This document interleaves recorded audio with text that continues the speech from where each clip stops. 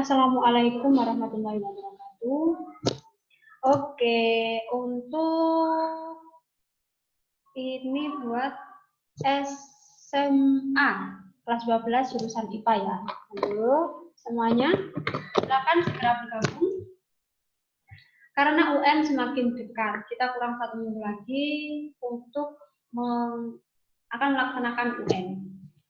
Oke, sekarang kita akan membahas tentang apa ya kira-kira?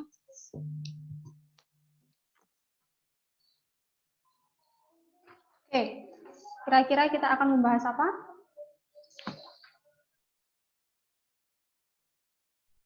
Mungkin langsung saja nomor 1. Yang pertama, nomor 1. Oke, Setia Andini sudah bergabung. Halo Setia. Halo. Halo. Sudah siap ya? Ya. Yang lain ini kemana? Nggak tahu kemana. Oke, enggak apa-apa. Sambil menunggu yang lain, kira-kira saya mau tanya dulu ya. Ya. Lama kita tidak jumpa. Yes, ya? Yo, lama. Oke. Ya. Mungkin di rumah sudah belajar atau belum? Belum. Nah, belum. Oke, tapi jangan lupa ya belajar. Soalnya UN kurang 1 minggu lagi. Hati-hati gitu. Iya. Mungkin sebelum saya akan membahas soal, ada pertanyaan buat saya. Mungkin Setia pernah mendapatkan soal yang mungkin Setia sulit untuk mengerjakannya?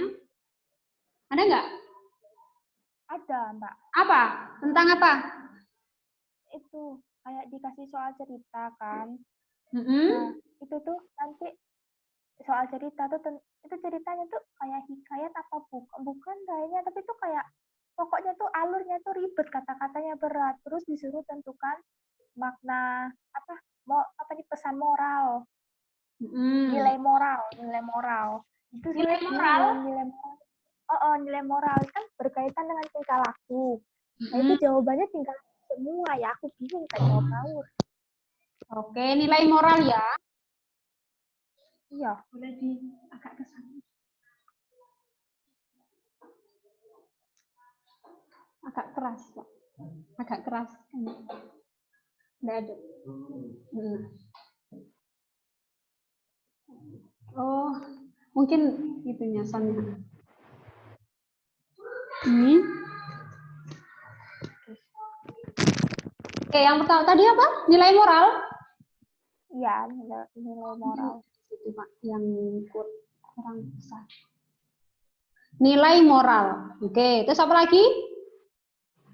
Apa lagi Setia? Yang tadi ada sebuah cerita, ditanyakan itu alur. Alur? Ya, alurnya tuh ribet. Aku bingung, ada alur juga. Alur, oke. Terus apa lagi mungkin? Itu aja, itu yang itu susah. aja, oke. Sebelum kita membahas soal, saya ingin menjelaskan sedikit tentang nilai moral dan alur. Kalau boleh tahu, nilai moral dan alur ini masuk ke teks apa ya? Ayo. Teks cerita. Teks cerita, narasi. atau kita sebut dengan? Narasi. Narasi. Oke. Yang pertama, nilai moral. Kalau nilai moral, itu kira-kira berhubungan dengan? Jadi? Tingkah laku. Tingkah laku. Contohnya? Contohnya apa? Apa ya? Pokoknya itu dari dalam diri. Oke, tingkah laku. Terus sikap. Ya. Terus apa lagi kira-kira? Apa ya, Mbak ya? Setahuku itu toh. Oke, tingkah laku, sikap. Biasanya itu berhubungan dengan tindak tanduk seseorang. Oke. Selanjutnya untuk yang alur. Kira-kira pasti berhubungan dengan apa? Alur? Dengan jalan cerita. Jalan cerita, oke, jalan cerita. Biasanya jalan cerita. Kalau jalan cerita pasti berhubungan dengan alur atau jalan. Ayo, maju, iya kan? Mundur. Terus Iya. maju, mundur. Mundur. Campuran. Oke, campuran. Bukan Syahrini loh ya ini. Campuran. Terus kemarin di soalnya yang dibingungkan apa? Yang aku bingung itu yang nilai moralnya ini loh. Itu kayak ceritanya itu kayak apa ya? Kayak ribet terus tentukan pesan moral dari cerita tersebut apa. Oke, Bilang nilai pilihan moral. semua sama-sama. Mirip. Hampir Jadi sama. saya bingung. Iya, pilihannya hampir sama. Jadi bingung mau menentukan yang mana. Oke. Insya Allah untuk pertemuan selanjutnya saya akan memberikan contoh langsung ya untuk nilai moralnya. Kira-kira nilai moral yang bagaimana yang akan saya pilih? Padahal antara A, B, C, seandainya seperti itu hampir sama semua, Mbak. Kira-kira saya akan memilih yang mana ya? Oke. Untuk hari ini mungkin saya akan menjelaskan sedikit tentang nilai moral itu. Yang pertama, berhubungan dengan tingkah laku dan sikap. Tingkah laku dan sikap itu ditandai dengan tokoh. Ya kan? Kalau tokoh, berarti namanya saja tokoh. Tokoh kita pilih tokoh yang paling sering muncul. Sering muncul. Oke, sering muncul. Berarti kita fokus saja untuk tokohnya itu yang mana. Kalau seandainya sudah diketahui tokohnya itu si A, nanti akan muncul si B, seandainya ya. Kita tidak usah hiraukan untuk yang si B. Tetap ke tokoh utama atau yang sering muncul. Gitu. Ya, pasti kan saling berhubungan dengan itu. Gitu. Terus yang kedua, tingkah laku dan sikap kita langsung saja untuk memahami dari segi watak atau karakteristik tokoh. Tokoh yang tadi ini. Gitu. Jadi kita langsung fokus ke watak atau karakteristik si tokoh. Kalau boleh tahu kemarin itu dalam soalnya ada tokohnya yang bagaimana? Ini tokohnya tuh pakai nama orang. Oke. Seperti apa ya? Pokoknya tuh ceritanya tuh tentang ada dua sahabat kan. Anggap aja si A sama si B. Nah, si B-nya itu meninggal. Sahabat yang B-nya tuh meninggal. Terus pesan moral dari cerita itu apa? Oke. Masih ingat pilihannya? Ini sahabat A apa? Mas cuma ingat pilihanku. Iya, Pak. Si sahabat A itu menutup mata sahabatnya yang telah meninggal. Dia meninggal tuh tepat di hadapannya dengan posisi yang tiba-tiba kaget. Jadi sebagai seorang sahabat dia menutup matanya. Sebagai seorang sahabat dia menutup matanya. Kan meninggalnya matanya kebuka, terus ditutup sama sahabatnya itu. Oke, nilai moral. Mungkin ada yang lain? Salah satu sikap moralnya yang berhubungan dengan tingkah laku mungkin dia sangat peduli, itu bisa. Terus mungkin dia tidak lupa untuk melayat atau bagaimana seperti itu ya. Mungkin kalau seandainya tidak langsung dengan teks merasa kesulitan ya, mungkin untuk pertemuan selanjutnya karena sekarang saya masih belum menyediakan contoh soal seperti itu, nanti kita untuk hari ini kita skip saja untuk yang ini ya. Yang penting sudah tahu konsepnya kalau seandainya nilai moral itu merupakan yang berhubungan dengan tingkah laku dan sikap, gitu saja. Oke? Nah, gitu saja. Insya Allah ya. Jangan lupa besok, entah itu kapan, silakan tetap bisa berhubung dengan saya ya, tetap di bahasa Indonesia. Untuk yang lain mungkin varian ini siapa yang baru connect? Mbak mau nanya juga, Mbak. Ya, silakan.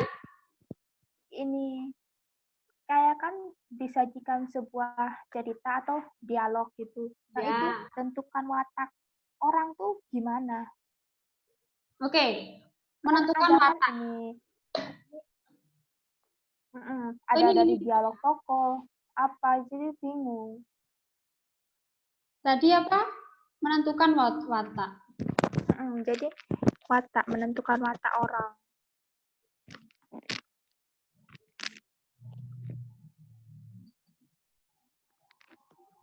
Watak, menentukan watak bisa juga kita temukan melalui yang pertama, tingkah laku. Ya kan? Biasanya kalau tingkah laku bagaimana coba? Gerak-geriknya kan? Gerak-geriknya.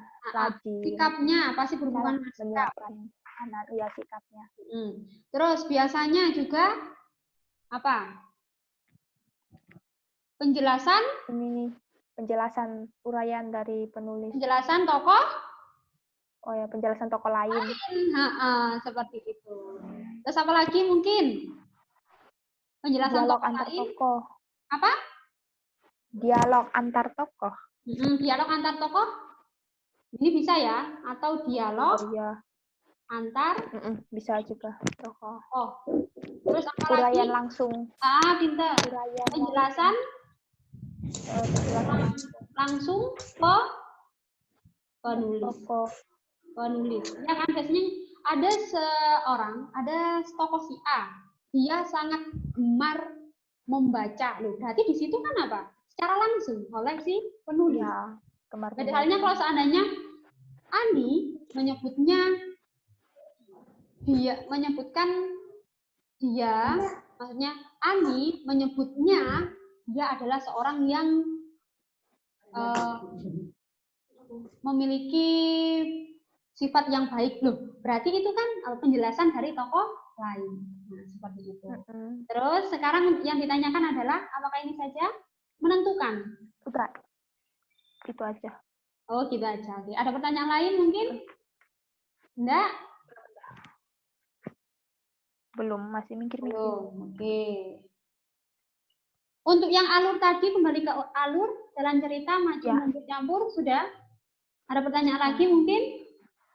Enggak. Ya. Oke. Kalau maju berarti kan masa sekarang ke masa yang akan datang gitu kan. Kalau mundur biasanya itu jelas ya. Flashback. Dulu kalah, langsung dari yang sudah terjadi, yang dulu kembali ke sekarang. Kalau campuran biasanya ini ada di sebuah novel. Kalau novel itu kan banyak sekali ya.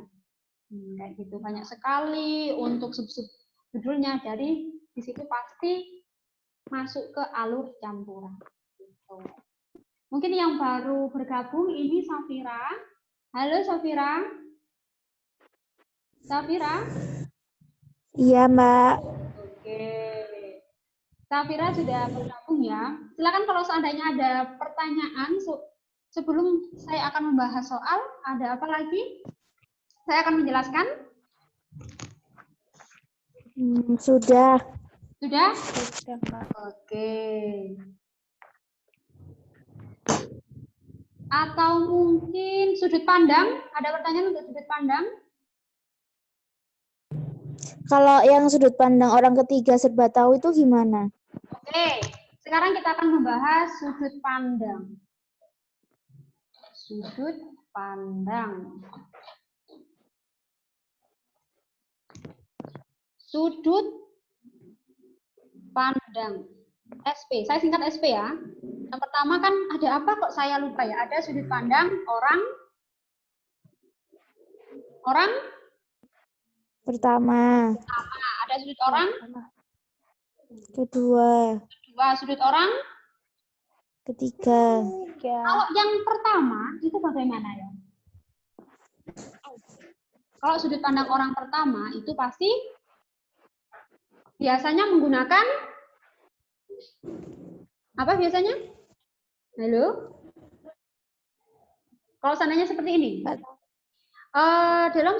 dalam suatu desa ada petani yang bernama Pak Sudarso, itu berarti menggunakan sudut berapa? Sudut pandang orang berapa?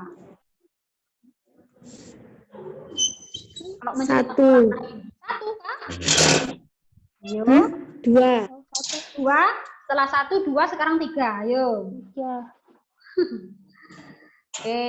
Biasanya kalau yang ini, yang menggunakan sudut orang pertama, ditandai dengan penggunaan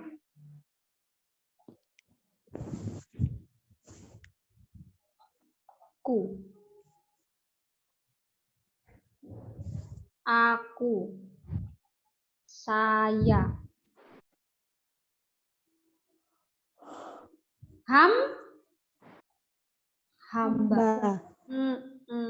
Ya kan, berarti kalau seandainya seperti Setia atau Safira akan menulis sebuah diari. Nah, biasanya kan menggunakan kuku-kuku, ya kan? Aku hari ini sangat bahagia karena temanku yang bernama Ani telah datang.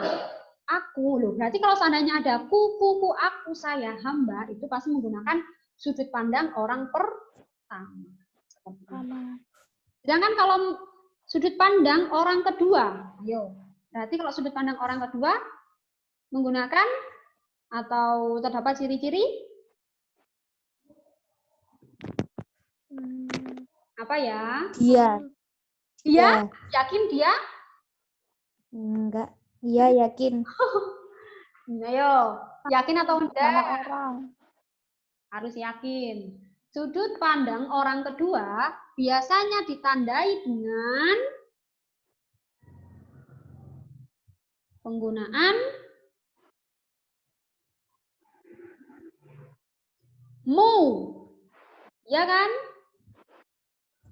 Berarti secara tatap muka. Tatap secara langsung atau secara langsung bisa. Atau secara apa lagi? Mu. Apalagi biasanya kalau seandainya mu secara langsung, secara kalau seandainya membuat surat, ayo kepada siapa?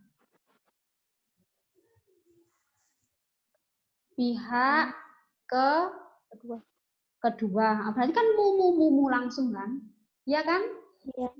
Iya. Kalau seandainya menulis surat itu kan kepada yang terhormat, seandainya kepada yang terhormat Bapak Ibu kepala sekolah loh. Berarti itu kan langsung ke kepala sekolah, berarti kan kemu gitu loh. Cuma satu orang kayak gitu, ya kan? Tapi kalau seandainya sudut pandang orang ketiga itu pasti berhubungan dengan yang tadi apa kira-kira yang ketiga? Penggunaan orang. Iya. Apa? Nya. Terus dia. Terus nama nama orang. Iya kan? Nya.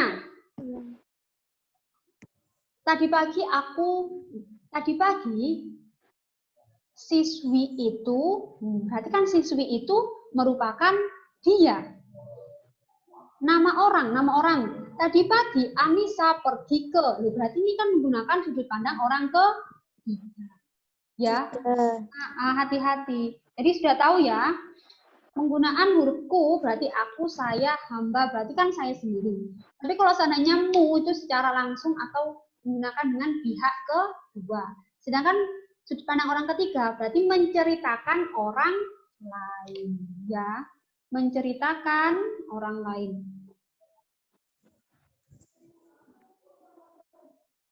Orang lain gitu. Mungkin dari sini ada pertanyaan. Sekarang tadi yang ditanyakan adalah orang pandang orang ketiga. Serba tahu. Oke. Sekarang masuk ke ini. Sudut pandang orang ketiga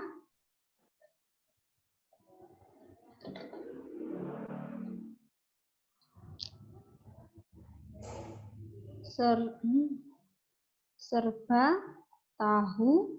Terus apalagi serba tahu dan biasanya apa?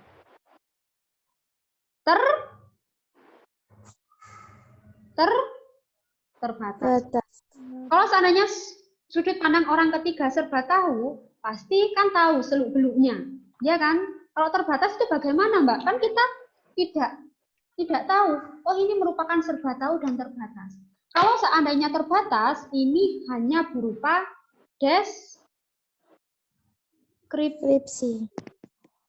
Nah, yang berhubungan, yang menjelaskan tentang ciri-ciri. Terus apalagi? Ciri-ciri, terus berhubungan dengan panca indera. Contohnya ya, contohnya seperti ini. Aku melihat Andi duduk di pojok kelas ini. Dia memakai baju berwarna seperti itu. Terus dia terlihat termenung. Loh, berarti kan di situ masih berhubungan dengan terbatas, hanya sekedar deskripsi. Kalau seandainya serba tahu, bagaimana? Kalau seandainya serba tahu, ini seolah-olah kita tahu segalanya. Kita tahu segalanya. Contohnya,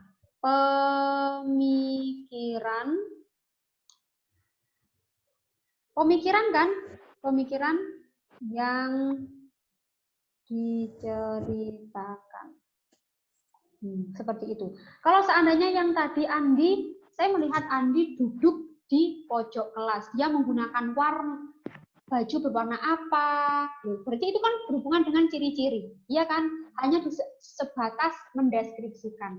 Tetapi kalau seandainya sudut pandang orang ketiga serba tahu, berarti sudah menjelaskan segalanya. Entah itu pemikirannya, kayak itu apa yang sedang dipikirkannya, yang tidak kita lihat secara langsung. Dia memikirkan sesuatu. Dia memikirkan ibunya di rumah yang sedang sakit atau bagaimana. Seolah-olah kan kita atau si penulis itu kan tahu pikiran dari si tokoh tersebut. Oke, ada pertanyaan? Masih bingung? Sudah, yakin. Rika Safira ini di kelas apa ya? Kelas malam atau kelas sore? Malam. Rika. Oh, yang pakai kacamata itu ya? Ya.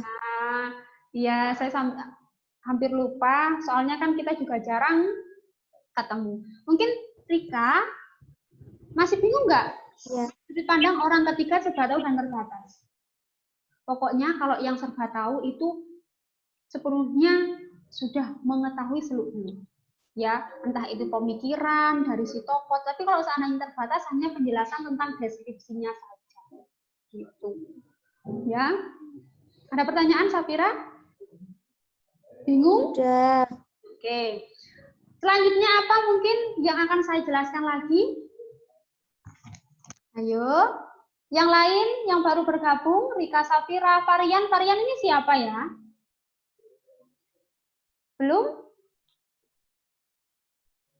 Varian? Oke, kita lanjut. Kita bahas soal atau yang lain mungkin yang belum saya jelaskan atau Kita lanjut ke soal. Halo? Ya. Oke. Kita lanjut ke soal saja. Ini kemarin sebenarnya sudah saya bahas, tetapi itu cuma di beberapa kelas. Ada yang tidak masuk semuanya. Jadi saya ingin mengulangi lagi. Kira-kira masih ingat atau enggak? Terus memang di sini kemarin penjelasannya itu masih kurang, ya. Jadi saya sekarang akan menggunakan simulasi UNBK kelas 12. Mungkin ada beberapa kelas yang sudah saya berikan, bisa dipelajari nanti. Kalau seandainya ada pertanyaan, silakan bisa kita bahas bersama-sama di sini, ya. Selanjutnya nomor 1. Saya bacakan atau dibaca sendiri? Nggak keluar gambarnya di aku. Dibacakan aja. Ya. Ya. Oke. Setia masih setia ya dengan saya? Setia Andini? Ya, Mbak. Oke, berarti masih setia beneran. Bukan namanya setia, tapi setia beneran dengan saya. Oke, nomor 1. Perhatikan kalimat-kalimat berikut dengan seksama. Dengan saksama ya. 1. Akun-akun itu menyusup ke Facebook, Twitter, YouTube, dan saluran media sosial lainnya. 2. Akun-akun media sosial medsos dengan konten provokatif bertebaran di dunia maya. Tak jarang pula memicu gaduh lantaran menebar kebencian dan saling menghinakan. Ulahnya meracik isu sering membuat dunia maya riuh. Ayo. Urutan kalimat tersebut agar menjadi paragraf yang padu adalah mana ya? Bentar. Akun-akun itu. Loh, ada itunya. 21. 211. Ayo kira-kira?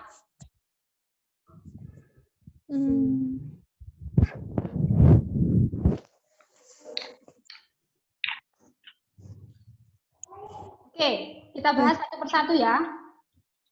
Yang mana kira-kira jawabannya?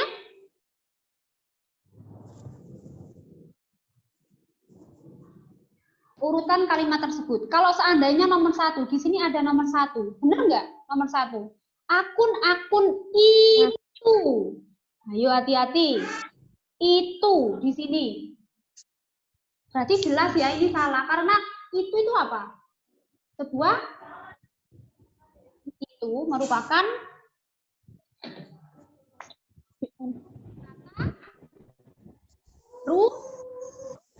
rujukan. Ya atau tidak? Ya atau tidak? Halo? Iya. Nah iya berarti kata rujukan itu memperjelas kalimat sebelumnya. Jadi tidak mungkin di A ini nomor 1 ini yang di awal itu tidak mungkin. Jadi salah. Yang nomor 2, coba. Akun-akun media sosial dengan konten provokatif bertebaran di dunia maya. Akun-akun itu menyusup ke Facebook, Twitter, YouTube, dan saluran media sosial. Benar nggak? 21. Benar. Selanjutnya, ulahnya meracik isu sering membuat dunia maya riuh. Apakah seperti itu? Ulahnya, gitu. Tak jarang pula memicu gaduh lantaran menebar kebencian dan saling menghinakan. Oke, kalau seandainya 2143 benar enggak? Tes.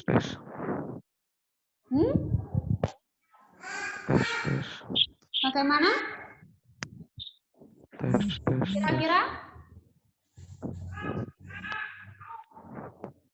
Tes. Nah, yuk tes itu siapa? Benar, Mbak. Ya, Bu. Kalian itu Assalamualaikum. siapa ya? Waalaikumsalam. Alhamdulillah. Siapa itu? Saya yang temennya Rica, Bu. Temennya? Rica. Sandy. Iya. Baru tak? Udah lama, Bu. Kelas malam. Kelas malam. IPS, iya. Kelas malam IPS. Iya. Kelas malam IPS. Saya lupa. Tidak apa-apa ya. Tidak apa-apa di sini. Sambil mengenal yang lain juga. Kelas IPS malam. Tidak apa-apa. Ayo lanjut ya. Untuk yang ini kira-kira. Selamat bergabung nih, Cian. A, B, C. Kalau tandanya yang E. Akun-akun media sosial dengan konten provokatif bertebaran di dunia maya. Tak jarang pula memicu gaduh. Berarti tak jarang pula. Pula ini berarti ada juga Kata rujukan tak jarang pula. Iya kan? Tuh, tak jarang pula. Berarti tak jarang pula ini merupakan kata rujukan. Berarti ada sesuatu lagi, memicu apa lagi kan gitu. Iya kan? Iya. Kira-kira yang paling cocok yang mana? Kalau seandainya 2, 3. Akun-akun media sosial, konten provokatif bertebaran di dunia maya. Tak jarang pula memicu gaduh lantaran menebar kebencian dan saling menghinakan. 2, 3 benar? Ulahnya merasik isu, sering membuat dunia maya riuh. Akun-akun itu menyusup. Berarti kenapa kok kembali lagi ke akun-akun itu? Iya kan? Berarti kalau seandainya yang nyambung enggak? Yang satu ini kan sebenarnya harus merujuk pada ini. Nomor 2. Karena ini kan menjelaskan akun-akun itu berarti akun-akunnya di medsos ini. Iya kan? Berarti jawabannya yang mana kira-kira? Yang C. C. 4, 2, 1, 3.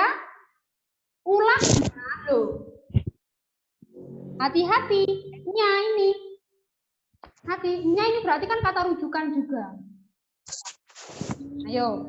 Sudah lupa dengan ide pokok? Ayo, hati-hati. Saya akan membahas lagi tentang ide pokok kalimat utama. Karena ini masih berhubungan dengan ide pokok dan kalimat utama. Kok lupa ya? Sekarang di sini saya akan menjelaskan sedikit. Kok lupa? Halo? Saya harus menjelaskan lagi. Ide pokok ya. Temennya ide pokok kemarin apa? Gagasan? Utama. Bagaimana cara mencari ide pokok dan gagasan utama yang paling cepat? Dengan mencari kalimat utama. Atau biasanya kita sebut dengan kalut. Hati-hati. Bagaimana Mbak cara mencarinya? Cara mencarinya adalah dengan A, B, dan C. A kemarin apa? Saya lupa. A itu apa? Ayo, halo. Induksi. A, awal, belakang, Campuran. Kalau awal ini ditandai dengan apa? Pengulangan kata. Oke, pinter. Pengulangan kata. Di mana? Di kalimat kedua. Ada pengulangan kata.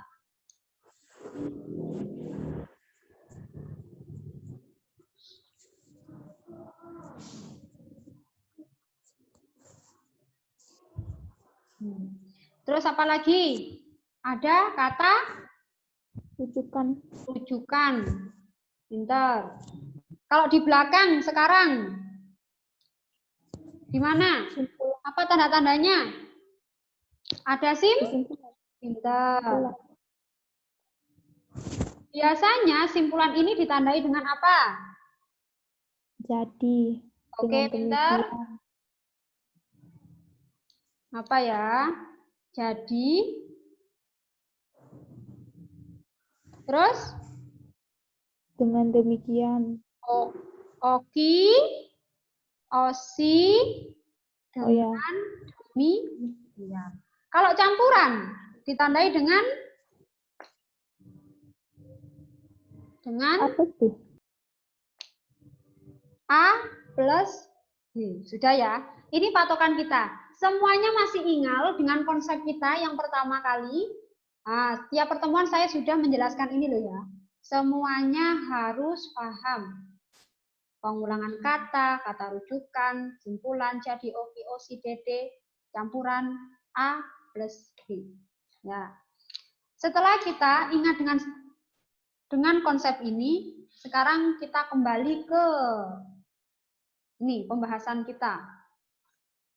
Urutan kalimat tersebut akan menjadi kalimat yang padu adalah oke, yang tadi kita sudah sepakati, yang pertama itu adalah nomor 2. Akun-akun media sosial atau medsos dalam konten provokatif bertebaran di dunia maya. Berarti otomatis kalimat kedua itu harus menjelaskan kalimat yang pertama.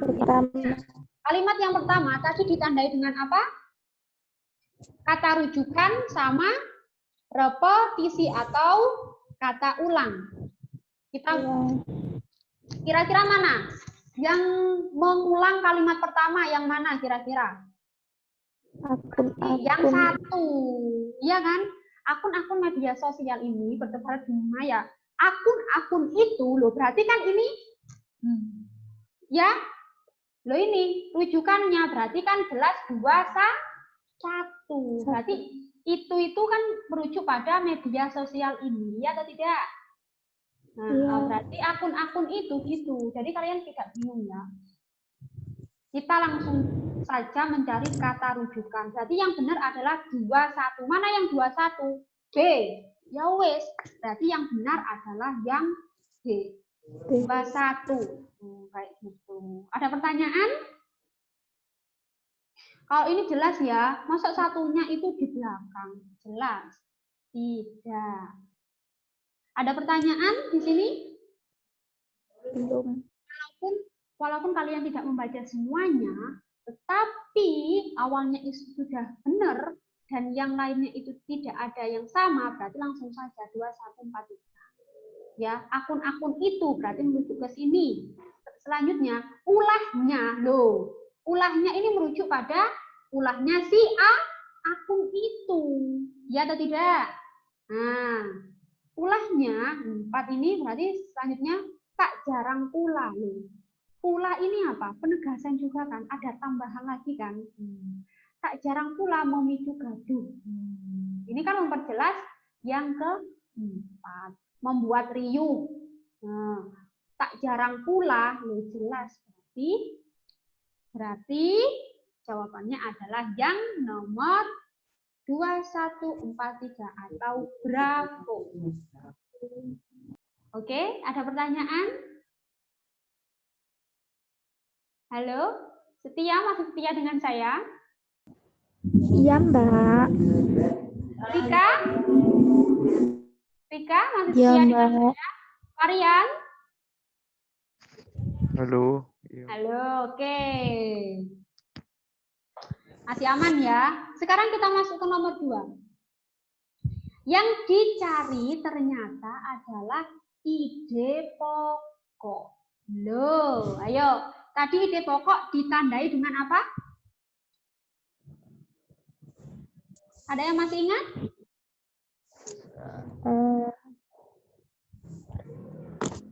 Pengulangan apa?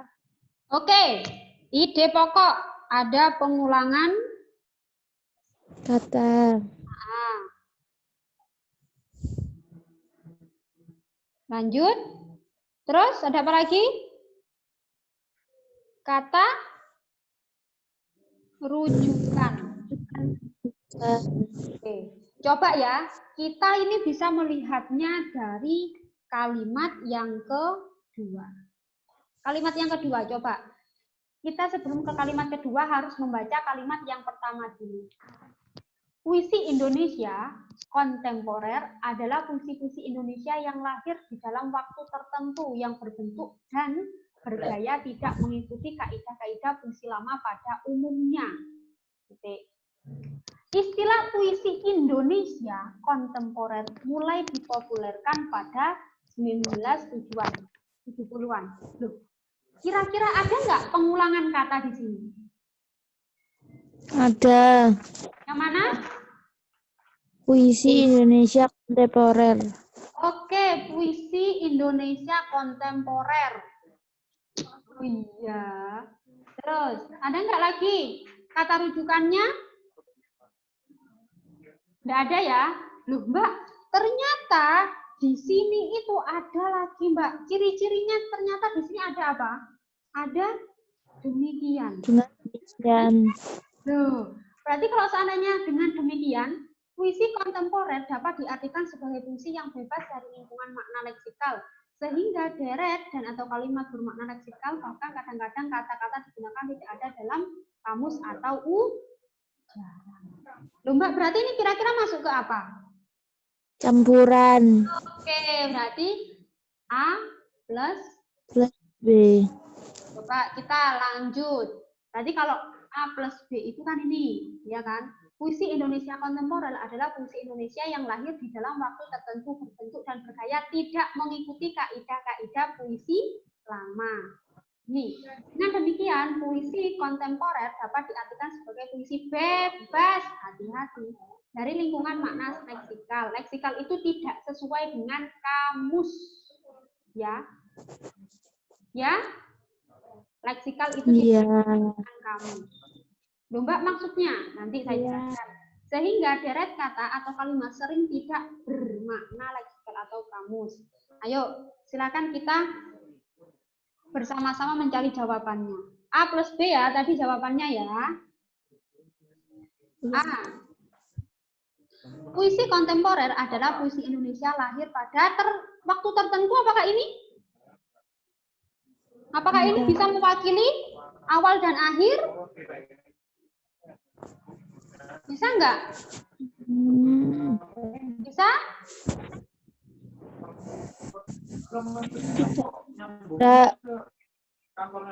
Loh, Mbak, ini ada di mana? Ada di pertama saja kan, puisi kontemporer puisi yang lahir pada dalam waktu tertentu. Nah, awal saja. Puisi Indonesia kontemporer mulai dipopulerkan 1970-an. Ini kan ada di kalimat kedua, berarti salah. Puisi kontemporer bebas dari lingkungan dan makna leksikal. Benar enggak? Benar. Gimana ini? Kalimat pertama sama ke yang terakhir. Yang terakhir, ada nggak? Oh, ini temporer diartikan bebas dari lingkungan makna leksikal. Oh, deret kata atau kalimatnya sering tidak bermakna. Apakah tidak bermakna leksikal? Salah. Kadang kata-kata yang digunakan tidak ada dalam kamus. Apakah ini? Tetapi di sini yang mana? Puisi kontemporer atau puisi yang bebas. Loh, Mbak, kalau yang A ini kan ada yang pertama ya. Kalau ini yang kedua. Ya kan? Kira-kira kalau seandainya saya pilih yang mana, Mbak? Awal atau yang kedua? Padahal di sini ini yang A itu merupakan perwakilan dari yang A, mewakili yang pertama. Dan yang C itu mewakili yang belakang. Jadi mana yang lebih kuat? Mana yang lebih sinkron, Mbak? Berarti kalian kalau seandainya ada semuanya ya, A atau C itu ada, tetapi tidak digabungkan, A plus B, silakan kalian pilih yang simpulan. Karena simpulan ini sudah mewakilkan semuanya. Gitu. Jadi mana kalau sesuai dengan yang simpulan, yang mana? Puisi kontemporer adalah puisi yang bebas dari lingkungan makna leksikal. Gitu. Jadi jawabannya adalah yang ini.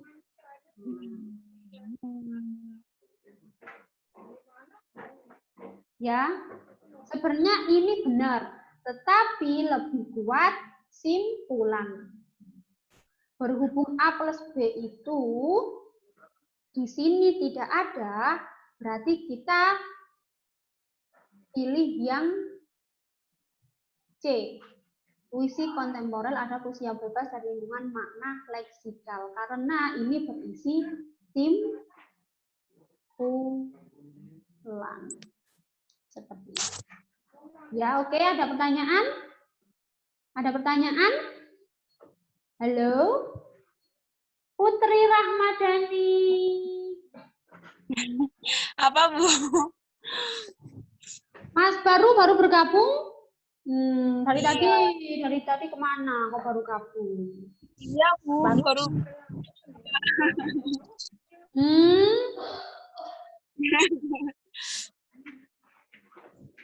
Dari mana, Re? Kita sudah kurang berapa menit nih baru bergabung. Nanti bisa melihat sendiri ya, untuk bisa dibagikan linknya. Jadi silakan kalian bisa belajar sendiri ya. ya. Oke. Bisa lanjut ya? Ke Bisa. nomor 3 sekarang. Nomor 3. Saya bacakan atau baca sendiri? Saya bacakan ya. Bacakan. Penyakit degeneratif muncul karena perubahan gaya hidup pada masyarakat yang tidak sehat. Misalnya merokok, makan makanan berlemak, dan jarang berolahraga. Selain itu, karena banyaknya fasilitas seperti eskalator dan lift yang tersedia di gedung perkantoran dan pusat perbelanjaan. Begitu pula dengan banyak kendaraan pribadi, membuat manusia jadi malas. Maka dianjurkan agar perilaku sehat digerakkan lagi. Misalnya berjalan kaki, bersepeda, lari, tidak merokok, serta mengkonsumsi sayuran atau makanan berserat. Oke, yang ditanyakan adalah kalimat utama. Ayo, tadi kalimat utamanya, caranya bagaimana mencari? Kalimat ulang. Apa? Kalimat ulang? Pengulangan kata. Pengulangan kata dan kata rujukan. Coba. Kira-kira ada nggak di sini itu pengulangan kata? Langsung. Kalau seandainya ada soal kalimat utama, ide pokok, gagasan utama, silahkan kalian langsung melihat kalimat 1 dan 2. Ya, penyakit generatif karena perubahan gaya hidup masyarakat yang tidak sehat. Misalnya merokok, makan makanan berlemak, olahraga. Apakah di sini ada repetisi atau pengulangan kata? Ada nggak? Pengulangan kata di kalimat kedua ada nggak? Saya mau tanya dulu. Nggak ada kan? Berarti kita coba cari yang kata rujukan. Tadi kan ciri-cirinya itu ada pengulangan kata dan kata rujukan. Kalau seandainya pengulangan kata itu tidak ada, coba kata rujukan. Tadi kata rujukannya itu bisa berupa nya. Loh, di sini ada katanya. Misalnya, berarti misalnya ini kan menjelaskan kalimat yang pertama. Jadi jelas kalimat utamanya adalah di nomor 1. Jelas, berarti nomor 1 jawabannya. Iya kan? Gitu saja. Ya. Oke, lanjut ya.